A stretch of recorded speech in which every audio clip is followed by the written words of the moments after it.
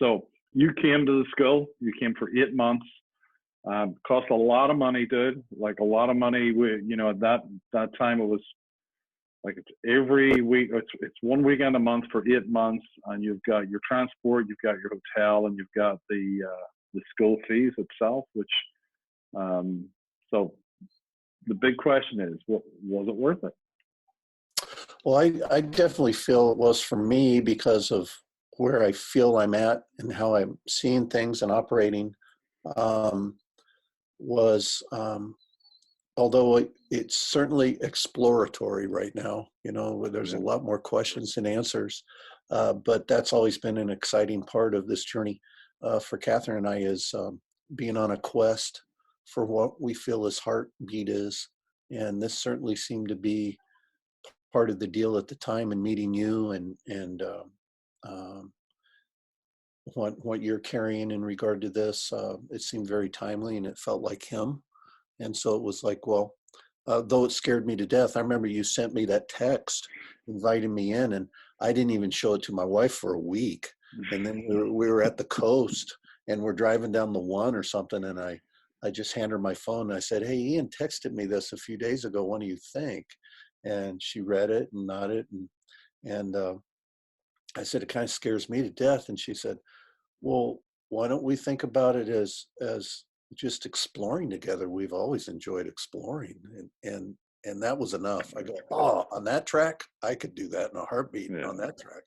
But still, that day when you gave us homework to put something on Facebook Live about being in this school and saying the A word on Facebook Live, I wanted to run out of that hotel. I remember going into that little restaurant area from the meeting room and calling Kathy right away, going, I'm ready to bolt out of here, and had to talk it through a little bit, So, and I was able to frame it in a language I was most comfortable with, as far as like serving more people, the towel and washing more feet and that kind of thing. Right on. And but just that desire to see his kingdom expand one heart at a time, but make people bigger, connecting how big they are on the inside with manifesting outside their life, and helping them get there has always been part of the deal for us. So in that way, it fits really well.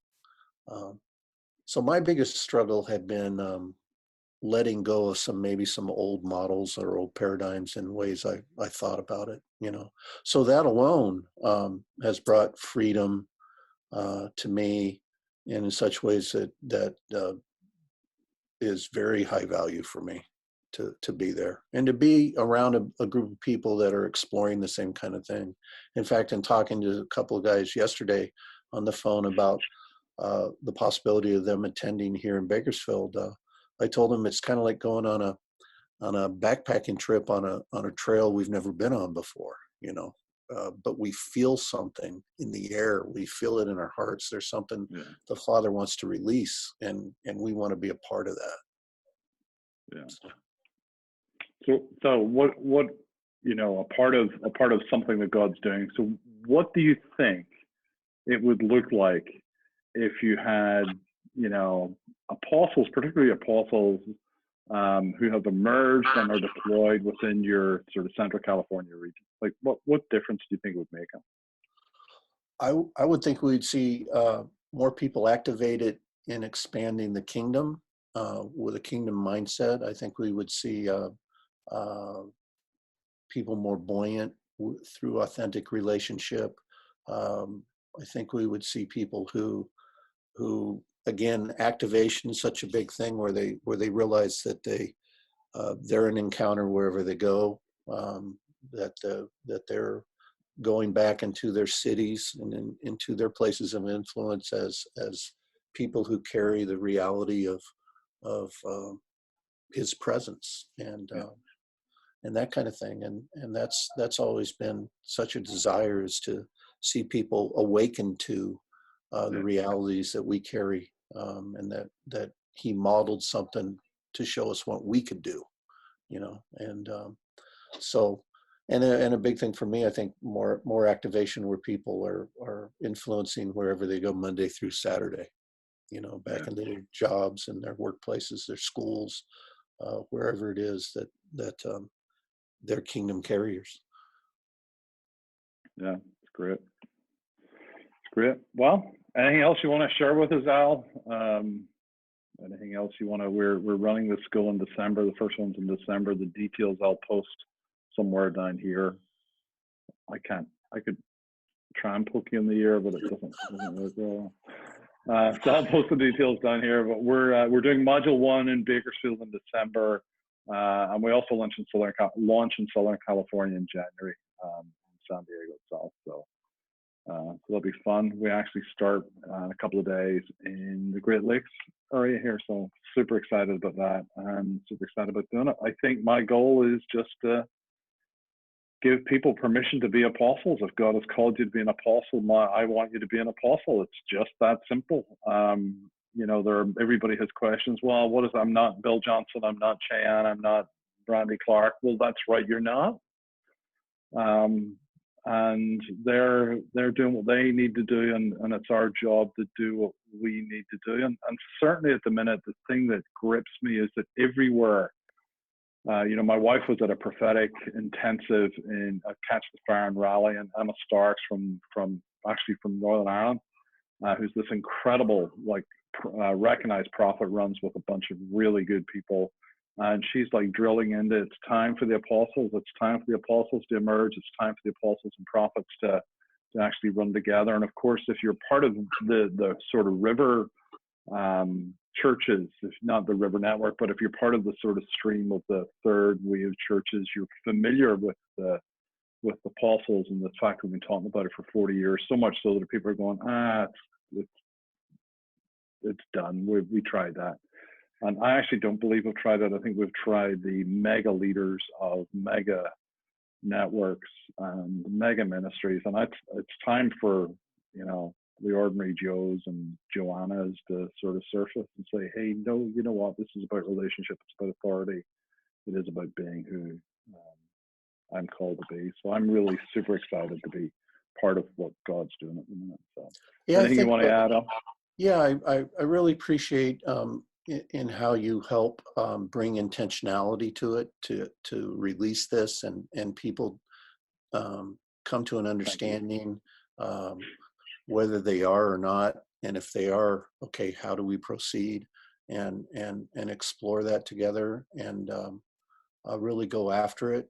It's not just information, it's challenging personally to sort through the things that have kept us from entering in. Where what I really appreciate about it with you, Ian, is bringing us to that place of decision and seeing it or not. And some people may go, oh well, that's not me, and that's okay. Right. But going after it, not just information to think about things, but a way of activating us to step in for what we see him wanting to do. And so I appreciate that in the time spent. That was certainly great value. Coming across with intentionality about, okay, if this is the case, then what do we do? How do we prepare? How do we go after this together? And what's that going to look like? Is much bigger than sitting and listening to a bunch of good info but not knowing what to do with it. So I really appreciated that about the time spent in San Diego. Thank you. And being able to address those things where it's like, okay, then what do we do with this? How do we go from here? What's that going to look like? And the things you had us do in assessing, like what we carry, looking back over numerous sermons on my computer of, okay, one is it that seems to be the thing that my go-to place, and one just kind of flows out of me in a pinch, and that kind of thing was helpful too, and honing that in and getting some focus instead of, to me, it went from happenstance to intentionality. That's right. And that means more progress. Yeah. At a quicker pace, I believe. And so that alone is enough that was valuable to me. You know, in my desire to get somewhere, having you help was like having a guide to help get us there. You know, and say, hey, here's the trail. Let's go this way. And so that's been very helpful for me. That's awesome. Thank you, Al. Thank you. It's been a pleasure. We did it in one take. Can you believe it? We did the entire thing in one take. Well, we weren't telling jokes or anything, you know. And well, that is true. We didn't stray off anything, so that's good.